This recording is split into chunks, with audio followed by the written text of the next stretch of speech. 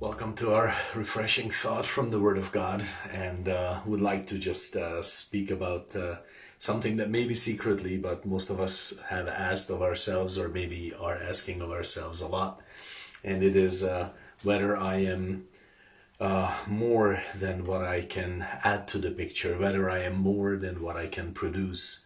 And this is a big question for most people because we know plenty of people around us who look at us only in that sense, are you able to produce? And if not, then you're worthless and you're useless. And, at the job, definitely, that's true.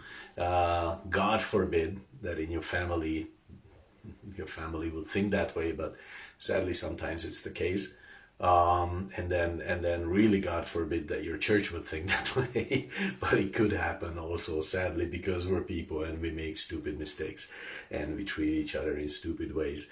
Isaiah 13:12, though, God says to us that he wants to make us precious. And when we are saved, he does make us precious. It says, I will make a man more precious than fine gold, even a man than the golden wedge of Ophir, the clean and purest gold. God makes us more precious, and we can use this verse really to say, to understand that he desires to fill our lives with content that makes us so valuable in this world. So are you more than what you can produce? Are you more than what you can add to the picture? And God's answer is absolutely. I have made you more than what you can add, what you can produce. And then another question like it, we do have this question whether we are more than the sum of everything that happens to us around us. Is our life more than that? A good example of this is Gideon talking in Judges 6 from verse 13. Oh, come on, if God is with us, then why did all this happen, and this misery and this trouble, and the enemies here, and they have taken over our land, they are stealing our crops, we are afraid for our lives. It's like, like so much is happening to us. How would our lives be more? But in verse 12, the Lord addressed him this way. The Lord is with you, you mighty man of valor. God is very plainly telling to Gideon, your life is far more. You are far more than what has happened to you, what has happened to all of you. And that is his message to you and me. You are far more than what has happened to you. You are more than what you can produce. You are more than what has happened to you. And let's just look at one more question.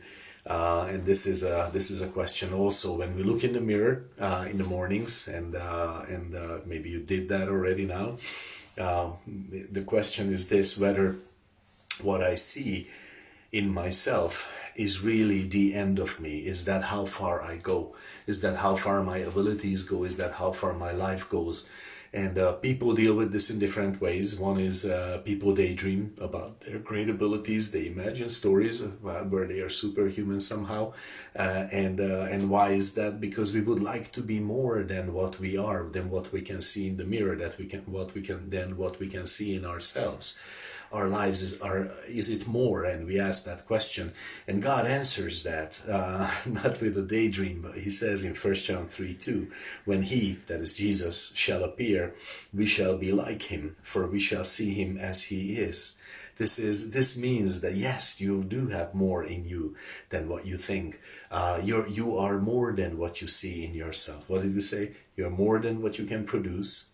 God is telling us this, and he knows what he's talking about. You are more than what happens or has happened to you, and he knows what he's talking about. And what you see in yourself is not the end of you. It's not the fullness of you, okay? One day you will be like Jesus, and you have no idea what that is like. It's truly like in 1 Corinthians 2:9. Eye has not seen, ear has not heard, nor has it entered the mind of man what God has prepared for those who love him.